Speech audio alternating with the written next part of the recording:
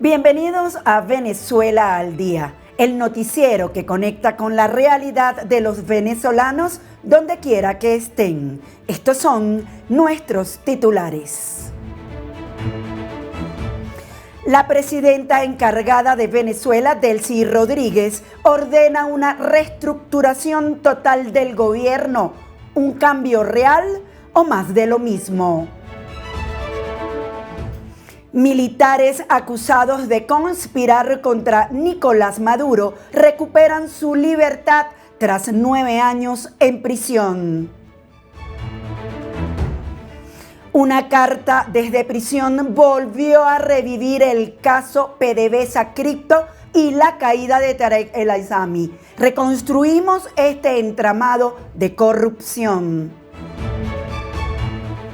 Conseguir crédito en su país se volvió un lujo para los venezolanos que dependen de préstamos para poder trabajar.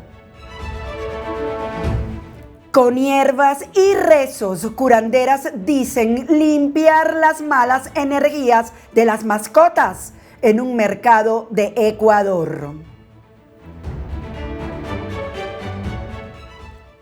La presidenta encargada de Venezuela, Delcy Rodríguez, anunció una reestructuración total del gobierno y fijó un plazo de 90 días para rediseñar el aparato del Estado como parte de lo que define como una adaptación a la nueva realidad política del país. Para ejecutar los cambios, fueron creadas 2 comisiones presidenciales con el objetivo de reformar la estructura del gobierno y optimizar la gestión del Estado. La medida forma parte de la reconfiguración política impulsada en los últimos meses. El ministro de Educación, Héctor Rodríguez, fue designado para liderar la reestructuración y reingeniería del gobierno. La tarea contempla presentar en un plazo de 3 meses una propuesta definitiva para rediseñar el funcionamiento del Estado. Por su parte, la ministra de Economía, Anabel Pereira, fue encargada de impulsar una gestión más eficiente de la administración pública. Sin dar mayores detalles, la mandataria aseguró que esta nueva etapa busca ajustar la estructura del gobierno a las necesidades del momento político que atraviesa el país. Desde su llegada al poder, Delcy Rodríguez ha ejecutado varios cambios. Renovó gran parte del gabinete, reemplazó al alto mando militar y modificó estructuras clave del Estado. También ha impulsado reformas económicas, cambios en el sector petrolero y una nueva ley de minas, en medio de un acelerado proceso de reconfiguración política y económica. Todo bajo fuertes presiones de Washington, que afirma estar a cargo del país caribeño. 8 militares venezolanos, entre ellos un general, recuperaron su libertad tras pasar más de 9 años en prisión, acusados de participar en una supuesta conspiración para derrocar a Nicolás Maduro en 2017. Se trata de los detenidos del llamado caso Paracaidistas, un expediente que también involucró al general Raúl Isaías Baduel, exaliado de Hugo Chávez, quien murió bajo custodia en 2021. La excarcelación forma parte de una nueva tanda de liberaciones impulsadas por el gobierno interino encabezado por Delcy Rodríguez, en medio de la ley de amnistía aprobada este año. Sin embargo, organizaciones de derechos humanos advierten que muchos militares aún siguen detenidos. Entre los liberados está el general Ramón Losada Saavedra y 7 sargentos del ejército, quienes fueron detenidos en enero de 2017 por la Dirección de Contrainteligencia Militar. Según Foro Penal, pasaron años en prisión en medio de retrasos judiciales y denuncias de violaciones al debido proceso. Los sargentos fueron recibidos entre aplausos, abrazos y lágrimas. Algunos levantaron el puño en señal de triunfo, mientras que el general Lozada salió en silla de ruedas y luego se colocó una bandera de Venezuela sobre el pecho. Jorge Arreaza, presidente de la comisión parlamentaria que supervisa la amnistía, aseguró que muchos casos no fueron atendidos durante el gobierno de Maduro por la polarización política que vivía el país. Según Foro Penal, desde enero se han registrado cerca de 800 excarcelaciones de presos políticos en Venezuela. Aún así, la ONG advierte que más de 400 personas siguen detenidas por motivos políticos. Durante años, Tarek El Aissami fue uno de los rostros más poderosos del chavismo. La filtración de una carta desde prisión en la que asegura temer por su vida y denuncia presuntas torturas volvió a poner sobre la mesa el caso PDVSA Cripto, una trama de corrupción y petróleo. Sara Malaver nos cuenta cómo explotó el mayor escándalo de PDVSA. Hace apenas unos días se filtró una carta que volvió a sacudir el chavismo desde adentro. El autor es nada más y nada menos que Tarek El Aissami, uno de los hombres más poderosos que tuvo el gobierno de Nicolás Maduro. En la carta, escrita presuntamente desde prisión, El Aissami asegura que teme por su vida, denuncia torturas, aislamiento y violaciones al debido proceso mientras enfrenta el juicio por el caso conocido como PDVSA Cripto. Y es que este no es cualquier caso de corrupción. Para muchos se trata del mayor desfalco en la historia reciente de PDVSA. Miles de millones de dólares desaparecidos, petróleo vendido sin que entrara el dinero, criptomonedas, empresarios, funcionarios de alto nivel, detenciones masivas y una purga interna que terminó devorando a figuras históricas del chavismo. Pero, ¿qué fue realmente PDVSA Cripto? ¿Cómo comenzó todo? ¿Quiénes estaban involucrados? ¿Y por qué terminó cayendo uno de los hombres más importantes y poderosos del chavismo? ¿Quién es Tarek El Aissami? Para entender el escándalo, primero hay que entender quién era Tarek dentro del chavismo. Durante años fue considerado uno de los hombres más influyentes del poder venezolano. Ocupó cargos estratégicos como ministro del Interior, gobernador de Aragua, vicepresidente de la República y más adelante ministro de Petróleo. Es decir, no era un funcionario cualquiera, era una figura con enorme paso político y acceso a áreas claves del Estado venezolano, relacionadas con seguridad, economía y petróleo. Fuera de Venezuela también era un personaje ampliamente conocido. En 2017 fue sancionado por el Departamento del Tesoro de Estados Unidos por presuntos vínculos con narcotráfico internacional, acusaciones que él siempre negó.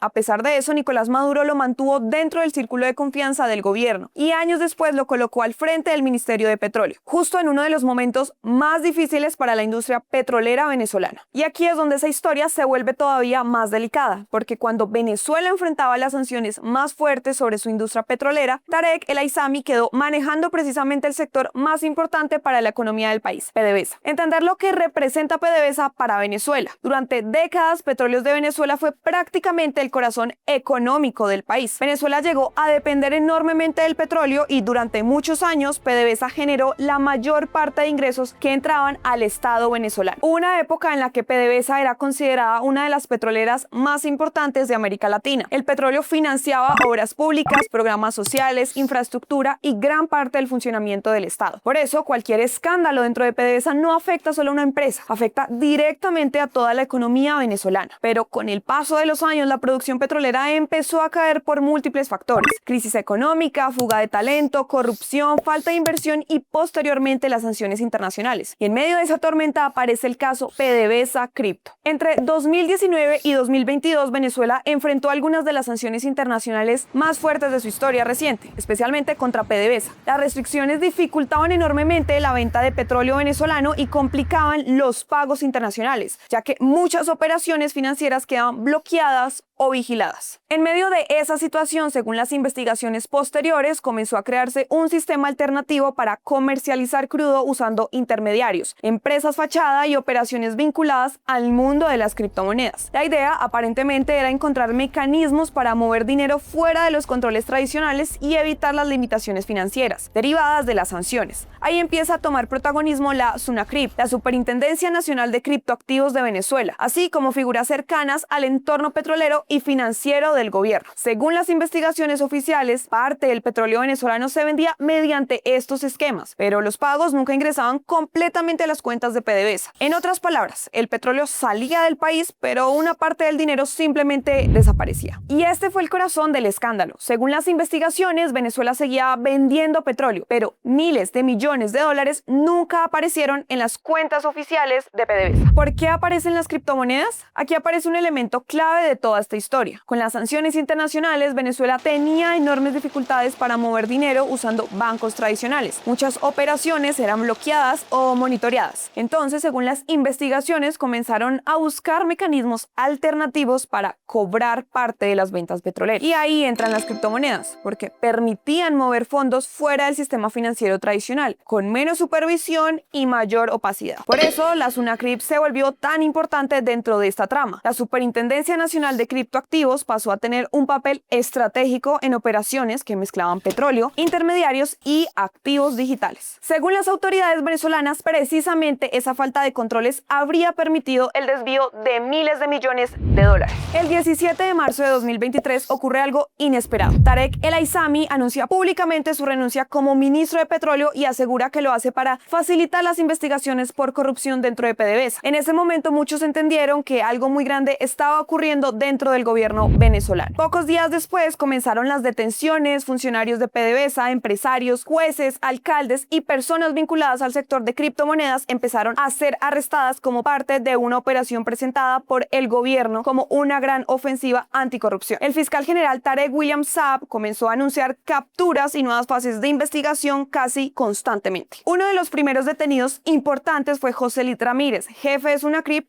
y una de las figuras clave dentro del sistema de criptoactivos del gobierno venezolano. Pero mientras las detenciones avanzaban, había una pregunta que dominaba toda Venezuela. ¿Dónde estaba Tarek El Aissami? Y mientras caían funcionarios, empresarios y operadores financieros, el hombre más importante del caso simplemente desapareció. Durante meses nadie sabía dónde estaba realmente Tarek El Aissami. En 2026 comenzó una nueva etapa, el juicio. Y fue ahí cuando el caso volvió a explotar mediáticamente. Tarek El Aissami empezó a denunciar públicamente presuntas torturas, aislamiento y abusos durante su detención. Según versiones difundidas recientemente, aseguró haber permanecido largos periodos incomunicado y en condiciones extremadamente severas dentro de prisión. Incluso señaló directamente a funcionarios del sistema judicial y organismos de inteligencia, acusándolos de violaciones al debido proceso. Ahora, con la filtración de esta nueva carta, las acusaciones vuelven a poner en el foco sobre el caso PDVSA Cripto y sobre las tensiones internas dentro del chavismo. ¿Fue solo corrupción? Con el paso del tiempo, el caso PDVSA Cripto dejó de verse únicamente como una investigación de corrupción. Muchos analistas empezaron a interpretarlo también como una fuerte reconfiguración interna dentro del chavismo. Porque la caída de Tarek El Aissami no fue menor. Durante años fue considerado uno de los hombres con más poder dentro del oficialismo venezolano.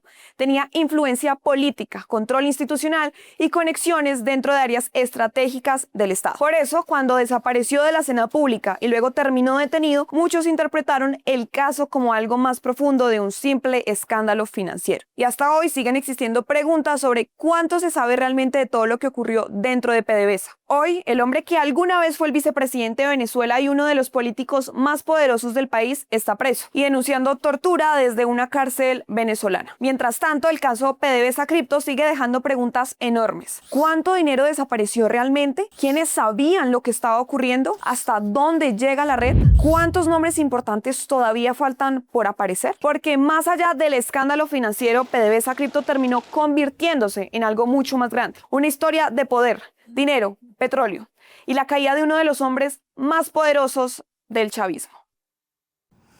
A propósito, Tarek El Aissami, figura clave del chavismo, enfrenta uno de los procesos judiciales más polémicos de Venezuela. Su ficha en el Servicio de Control de Inmigración y Aduanas de Estados Unidos, ICE, aparece como capturado tras su detención, pero las acusaciones por narcotráfico internacional siguen vigentes. Mientras tanto, crece el hermetismo y las versiones de un cerco para evitar filtraciones de un juicio que ya genera más preguntas que respuestas.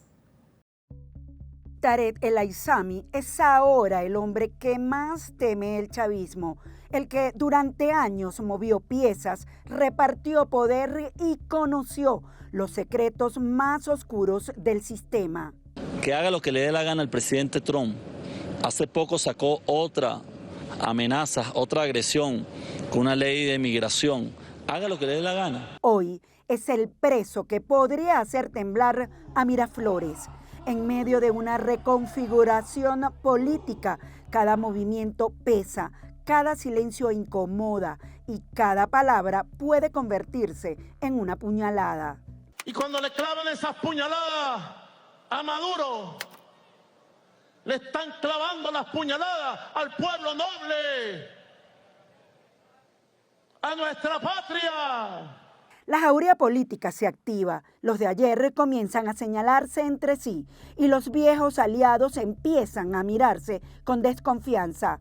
Atrás quedaron los buenos tiempos, lo que hay es un sálvese quien pueda. Lo quieren vincular a Hezbollah. Yo conozco bien a Tarek, lo conozco muy bien.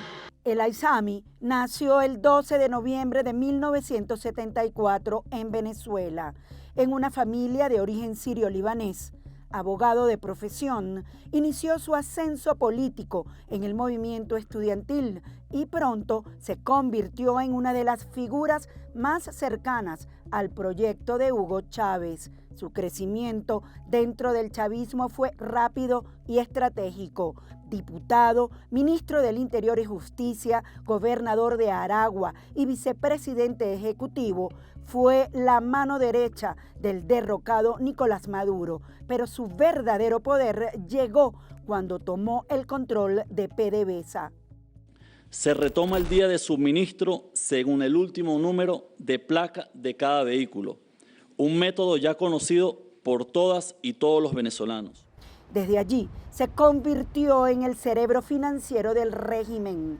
Entre petróleo, empresas fantasmas, criptoactivos y operaciones en efectivo, no solo movió dinero, guardó secretos entre 2019 y 2022. Fue la pieza clave de una maquinaria que le permitió al gobierno madurista evadir las sanciones. Agradecerle al presidente Maduro, hermano presidente, a la primera combatiente Silvia Flores, a Delcy Rodríguez, mi hermana, vicepresidenta. Pero en 2023 todo cambió. El escándalo PDVSA Cripto destapó un vacío de 23.000 millones de dólares. El Aissami renunció y desapareció del radar. Todos se preguntaban en Venezuela, ¿dónde está el Aissami? ¿Qué pasó con él?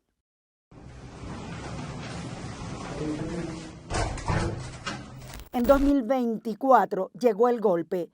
Tarek El Aissami, exministro de Petróleo y expresidente de PDVSA, detenido. Fue imputado por traición a la patria, apropiación de patrimonio público, legitimación de capitales y asociación para delinquir. Hoy, en el inicio de su juicio, aparece visiblemente afectado de salud desde el Rodeo 1, una cárcel de máxima seguridad marcada por el horror, clama en una carta que teme por su vida, pide condiciones humanas y señala a sus verdugos, entre ellos al exfiscal general Tarek William Saab, un giro impensable para quien un día estuvo en la cima del poder. Para tratar este delicado caso y polémico, ya tenemos en estudio a Said Mundaray, abogado binacional y exfiscal venezolano, pero tenemos que empezar con la presunta investigación que el gobierno encargado de Delcy Rodríguez ha hecho contra tu persona, precisamente por la filtración tan importante de los detalles del juicio de El Aizami. ¿Qué piensas tú de esto en conjunto, por supuesto, con lo que ha venido diciendo El Aizami, que no es más que la situación de otros presos venezolanos en el país? Bienvenido. Gracias, Yasmín, por la invitación. Sí, precisamente uno podría pensar que el régimen pensó que podía controlar todas las variables del juicio. Por eso se propuso hacerlo de manera privada, como estricto control, como lo está haciendo en este momento, donde revisan a todos los que ingresan, no permiten ningún aparato electrónico, ni siquiera bolígrafos. Ahora permiten para poder tomar notas los abogados o quienes estén allá a lo interno. Eso se les salió de control y era obvio que quienes están siendo procesados se iban a defender, sobre todo a partir de la precaria actuación del Ministerio Público. Y esto es interesante decirlo, que es que, bueno, para tu audiencia internacional, el Ministerio Público en Venezuela es el equivalente a la Fiscalía en Colombia, por ejemplo, es quien lleva la carga de la prueba respecto de la acción del Estado. Y lo que ha ocurrido es que el Ministerio Público es nulo, no ha podido explicar cuál es la teoría del caso, y eso ha dado rienda suelta a que todos los que han declarado han cuestionado abiertamente la investigación, pero además han puesto en evidencia las atrocidades que cometió Tarek William Saab durante la investigación, conjuntamente con los mismos fiscales que están en la causa, que en este caso es Eddie Rodríguez. Había otro, pero ya se fue, que es Farid Mora.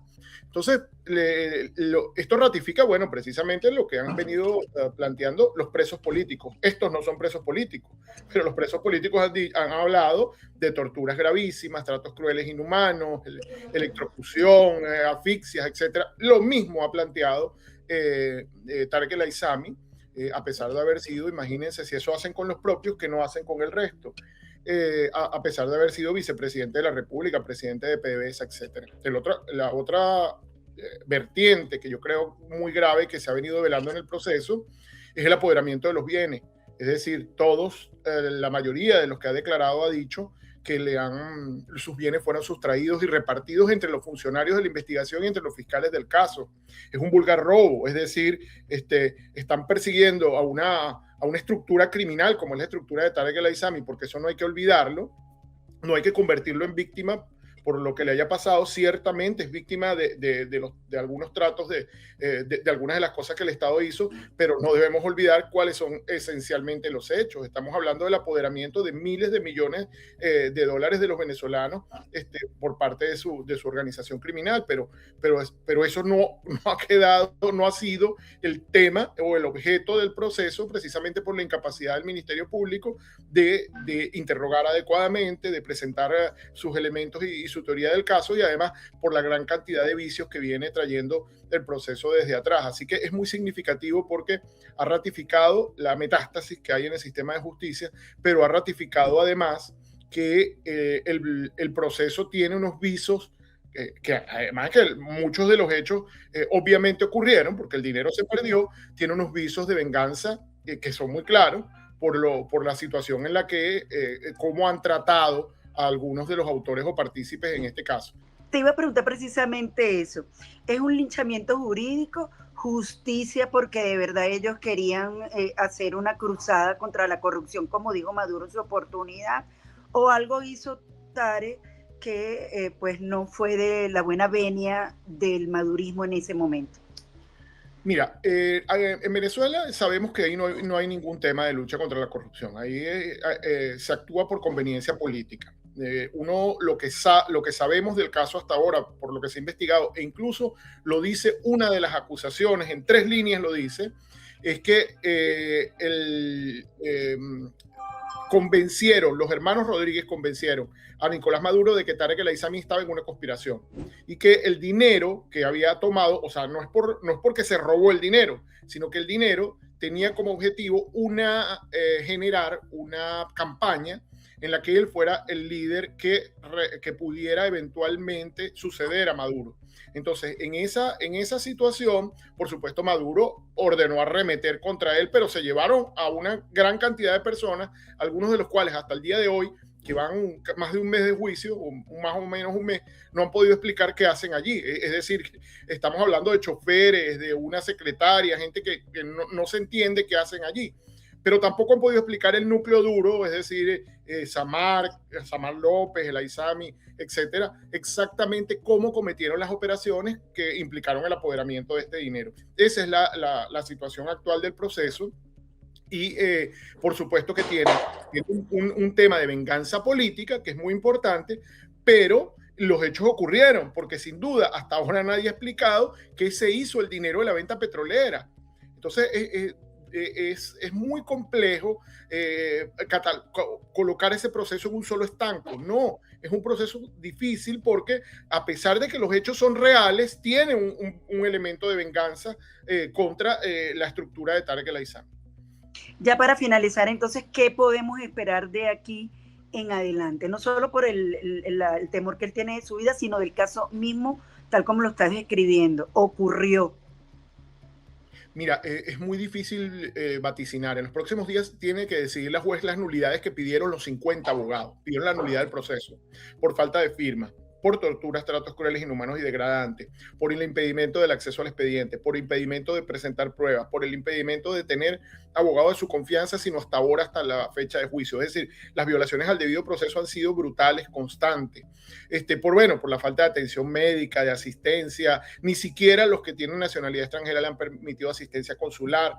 Es decir, hay un rosario de elementos que vicia el proceso gravemente y que la juez va a tener que decidir en los próximos días. Pero además, a eso agrégale que Tarek El Aizami es del interés de los Estados Unidos, como lo es Samar López también. Entonces, es que en este proceso también hay un trasfondo. Podrán ser entregados a la justicia de los Estados Unidos, a una verdadera justicia que realmente los procese por los crímenes que han cometido en materia de lavado de activos, e incluso en el caso de Tarek El Aizami por narcotráfico. Esa es otra de las preguntas que nos hacemos, porque este juicio está alargando la toma de una decisión, que es que finalmente Estados Unidos tiene interés en que ellos estén en el banquillo de los acusados o que sirvan de testigos en procesos mayores en los Estados Unidos. Entonces, el gobierno de régimen anómalo de Delcy alarga la toma de la decisión mediante un juicio que es totalmente también con unos vicios enormes, pero tiene del otro lado los Estados Unidos diciendo nosotros queremos a varios de esos sujetos que están allí. Inclusive recordemos que en ese proceso está Álvaro Pulido, por ejemplo, y Álvaro Pulido es el socio de Alex Saab, y es el socio de Alex Saab, y seguramente está en la acusación de Alex Saab, porque en la acusación de Alex Saab hay varias personas tachadas. Entonces, ¿qué va a hacer también con Álvaro Pulido, que además adquirió la nacionalidad, está en las mismas condiciones que Alex Saab? Entonces, aquí están muchos elementos que son bastante complejos y que tienen un elemento político enorme del momento, pero respecto de lo jurídico es absolutamente caótico. Sin duda pudiéramos ver a un El Aizami en los Estados Unidos también enfrentando la solicitud judicial que le tienen allá. Es probable, igual que Samar López, igual que Pulido. Estamos hablando de una organización criminal que respecto de quienes los Estados Unidos también tiene interés. Por eso es que probablemente, para que no hablen allá, los condenen aquí y digan no los podemos entregar porque están condenados acá. Eso puede ser una jugada. Y esa puede ser las razones por las que empezaron el juicio acá. Seguiremos conociendo detalles exclusivos de este juicio histórico en Venezuela, ¿no? Sí, lo seguiremos conociendo a pesar de la censura que intenta y la persecución que ha intentado Delcy, inclusive utilizando gente en redes atacando mi credibilidad justamente para que yo no diga esto que estoy diciendo. Una campaña pagada desde Miraflores directamente, y así que bueno, eso también hay que alertarlo, ¿no? Se trata de una campaña perfectamente articulada para que yo no diga lo que estoy diciendo. Así es, bueno, muchísimas gracias, Zair, por tu amplio conocimiento sobre este juicio que seguramente y está dando mucha tela que cortar. Buen día. En otros temas, detrás de muchos negocios que siguen abiertos en Venezuela, hay una realidad mucho más frágil. Miles de personas dependen de microcréditos y préstamos pequeños para poder seguir trabajando. Lina Lamprea nos cuenta cómo Venezuela terminó con una economía que todavía se mueve, pero sin crédito. En Venezuela hay gente que puede vender $100 diarios. pero no puede conseguir un préstamo de 500. Y eso cambia completamente la manera en la que funciona un negocio, porque un negocio no siempre quiebra porque no venda. A veces quiebra porque se dañó una nevera, porque no alcanzó para comprar mercancías esa semana, porque el proveedor subió precios y no había capital para reponer inventario. Durante años, el crédito desapareció silenciosamente de Venezuela. Las tarjetas quedaron con límites absurdamente bajos. Pedir un préstamo para un carro o una vivienda se volvió prácticamente imposible. Y para muchos pequeños comerciantes, entrar a un banco terminó siendo perder el tiempo. Mientras tanto, la economía seguía moviéndose. Las bodegas seguían abriendo, los puestos de comida seguían trabajando, las peluquerías seguían atendiendo clientes, pero muchísimos comenzaron a operar sin respaldo financiero, usando ahorros, dinero prestado, entre familiares o reinvirtiendo lo poco que entraba día a día. Y ahí apareció otra cosa, los microcréditos privados. No estamos hablando de grandes fondos internacionales ni de bancos sofisticados. Estamos hablando de préstamos pequeños, $500, $1,000, a veces menos. Dinero para comprar harina antes del fin de semana, para reparar un horno, para llenar una nevera de refrescos, para comprar tintes en una peluquería. En José Félix Rivas, en Petare, Maribel Izquiel tiene un pequeño negocio de peluquería. Intentó pedir un crédito bancario, pero nunca avanzó. Mucho papeleo, mucha espera, terminó recurriendo a un sistema privado de financiamiento para comprar productos y seguir trabajando. Te piden muchos papeles y en mucho el de protocolo es como muy largo, pues. Porque yo lo intenté pedir, pero de verdad que después lo dejé así.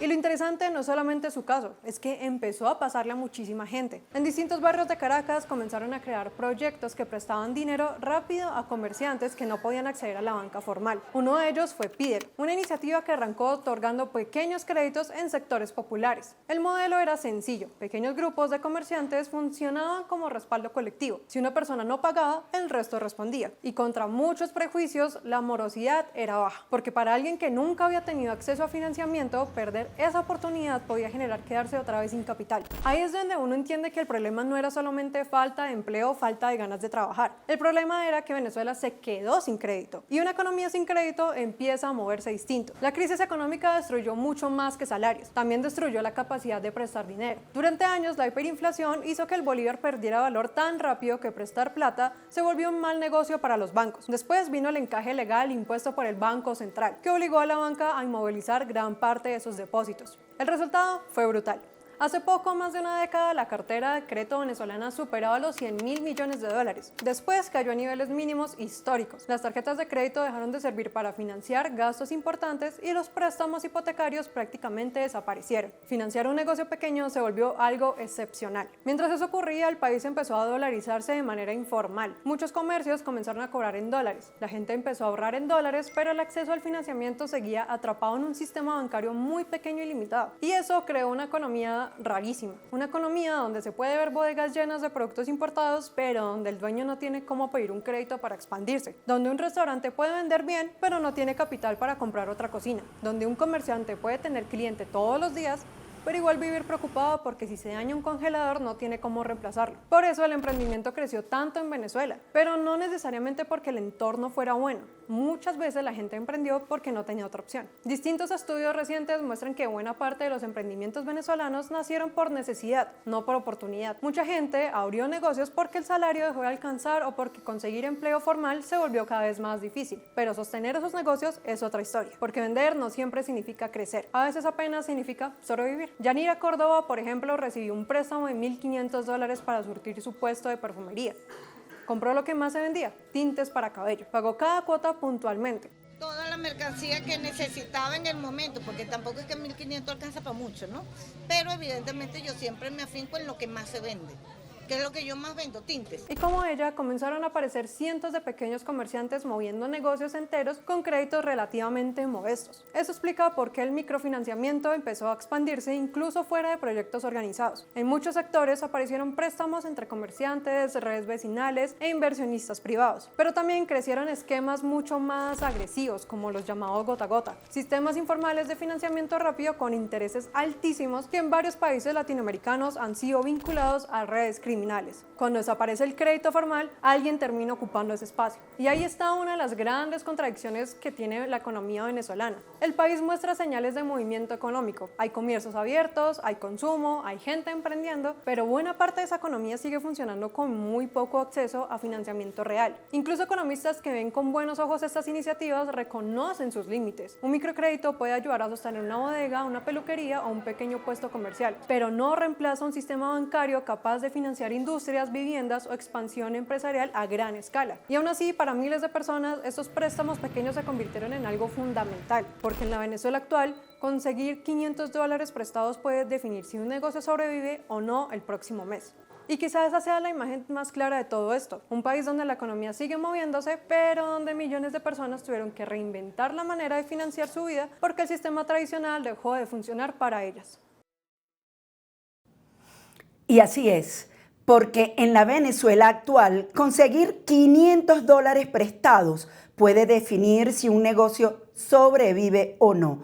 Y esa quizás sea una de las imágenes más claras de la crisis. Un país donde millones de personas tuvieron que reinventar cómo financiar su vida.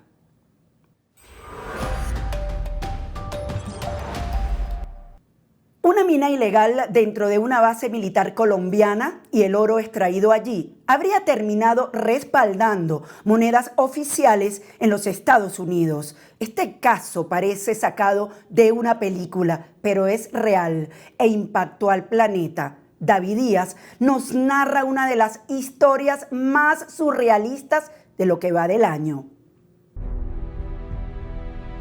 ¿Se imagina que el oro que respalda monedas oficiales de Estados Unidos provenga de una mina ilegal controlada por un cártel colombiano? Y más inquietante aún, ¿qué pasaría si esa mina estuviera dentro de una base militar del propio Ejército Nacional de Colombia? Esta no es una teoría conspirativa, es una investigación real que está sacudiendo a Colombia y al sistema financiero internacional. Hoy analizamos uno de los escándalos más impactantes de los últimos años en América Latina y del mundo entero. Todo comienza en el municipio de Cáceres, en Antioquia, una zona históricamente golpeada por el conflicto armado. Allí, una mina conocida como La Mandinga ha sido durante años foco de explotación ilegal, pero lo que descubrió la investigación del New York Times, retomada por medios internacionales, es algo mucho más grave. La mina no solo está cerca de una base militar, está dentro del batallón Rifles 31 del ejército colombiano. Testimonios y registros visuales mostraron que maquinaria pesada y trabajadores operando en esa zona, bajo el control del Clan del Golfo. Solo este hecho es gravísimo, pero la historia no termina allí, ya que el oro extraído ilegalmente no se queda en Colombia. Según la investigación, este metal es legalizado mediante documentos falsos, ingresado a cadenas comerciales aparentemente legítimas. Luego es exportado a Estados Unidos, donde pasa por una refinería en Texas, y aquí viene el dato más impactante. Ese oro termina siendo utilizado por la Casa de la Moneda de Estados Unidos, etiquetado como 100% estadounidense. Es decir, oro ilegal, posiblemente vinculado a grupos criminales, termina convertido en monedas oficiales. Esto ya no es solo un problema de Colombia, es un problema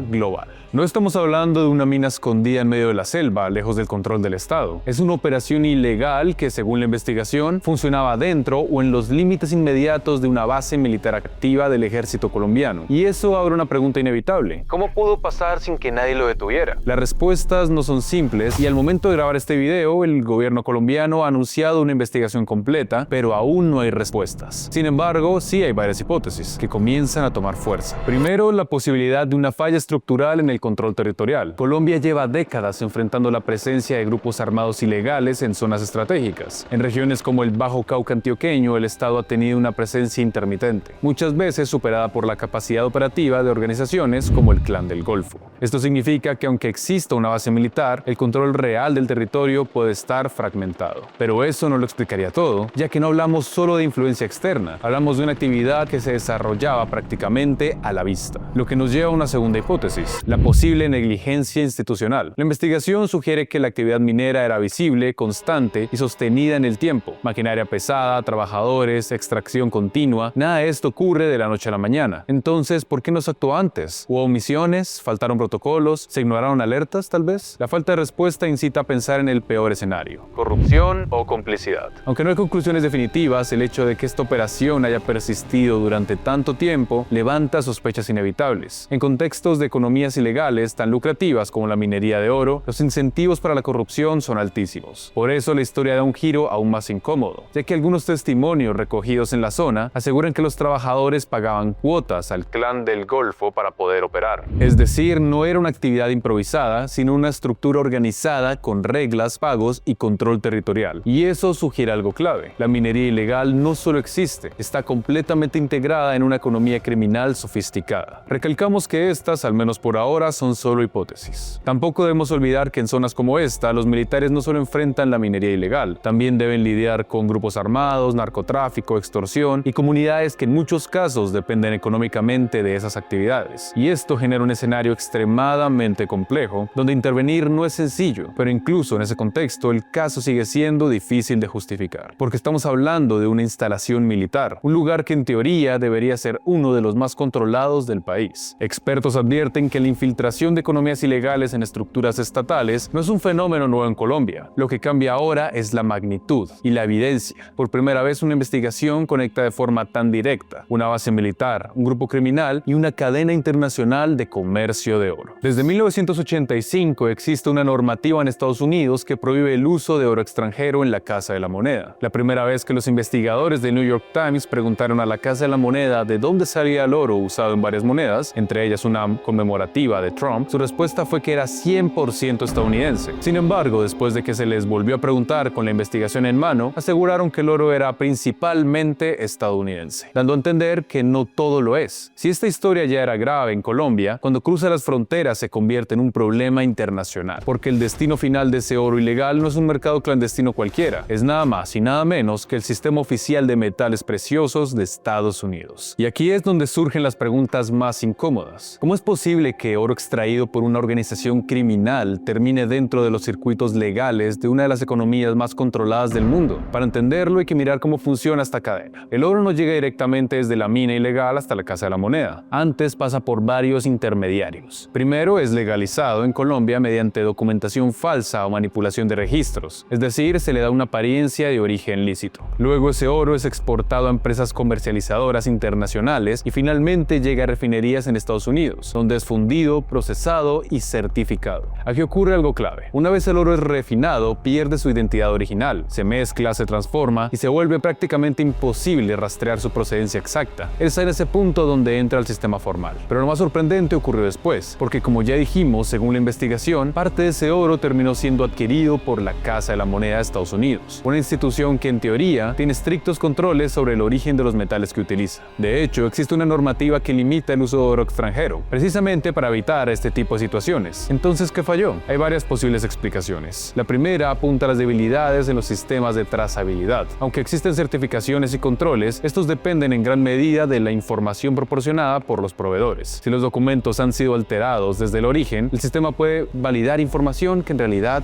es falsa. La segunda tiene que ver con la confianza en las refinerías. Muchas instituciones confían en que estas empresas verifiquen la legalidad del oro, pero si la cadena previa está contaminada, el problema se arrastra y eso lo hace vulnerable. Pero hay algo aún más delicado. Este caso podría tener implicaciones legales y diplomáticas, porque si se confirma que oro ilegal ingresó al sistema oficial estadounidense, podrían abrirse investigaciones sobre fallas regulatorias, responsabilidad de empresas intermediarias y posibles sanciones o cambios a la normativa. Además, ponen en evidencia un problema más amplio. Estados Unidos, como uno de los mayores mercados de metales preciosos del mundo, podría estar absorbiendo recursos provenientes de economías criminales, ya sea por fallas en el proceso o, en el peor de los casos, siendo conscientes de su procedencia. Esto no solo afecta la legalidad del comercio, también impacta la imagen institucional. La Casa de la Moneda no es cualquier entidad, es un símbolo de confianza económica. Si ese símbolo se ve comprometido, aunque sea indirectamente, el impacto reputacional puede ser significativo, y no solo para Estados Unidos, también para toda la cadena global de suministro de oro, dejando una advertencia clara: en un mundo globalizado, incluso los sistemas más sofisticados pueden ser infiltrados. Así aún quedan grandes preguntas. ¿Cómo puede un grupo criminal operar dentro de una base militar? ¿Cómo termina ese oro en monedas oficiales de otro país? Y sobre todo, ¿quién está realmente controlando los recursos naturales? Lo que está claro es que el oro ilegal ya no es un problema local, sino un fenómeno global, que conecta selvas, ejércitos, narcotráficos, mafias y gobiernos, y como siempre, la historia continúa.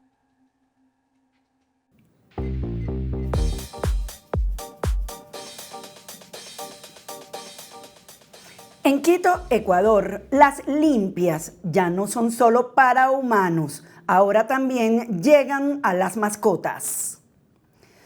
Lucas, un Golden Retriever de 1 año, camina entre puestos de frutas y hierbas medicinales en el histórico mercado de San Francisco, mientras espera una sesión para quitarle el mal aire. Su dueña asegura que desde que un gato lo asustó, el perro se volvió nervioso y temeroso, pero después de varias limpias, asegura que volvió a estar tranquilo y activo.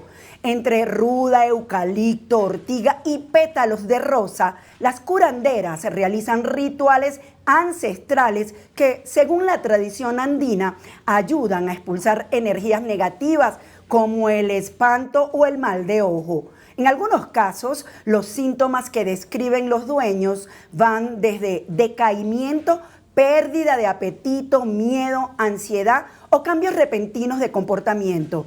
Por eso, además de las hierbas y los rezos, algunos animales terminan usando amuletos de protección, como cintas rojas con semillas amazónicas colgadas en el cuello. Los tratamientos cuestan entre 5 y 10 dólares y suelen incluir huevos, hierbas y semillas como el guairuro, utilizadas tradicionalmente para alejar las malas energías. Eso sí, las curanderas aclaran que estas prácticas no reemplazan la atención veterinaria.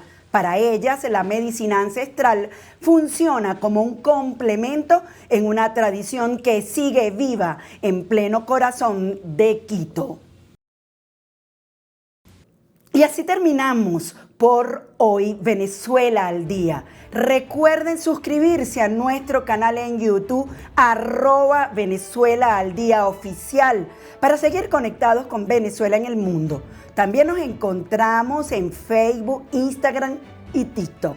Soy Yasmín América Velasco y no olviden que donde hay un venezolano está Venezuela al Día. Hasta una próxima emisión.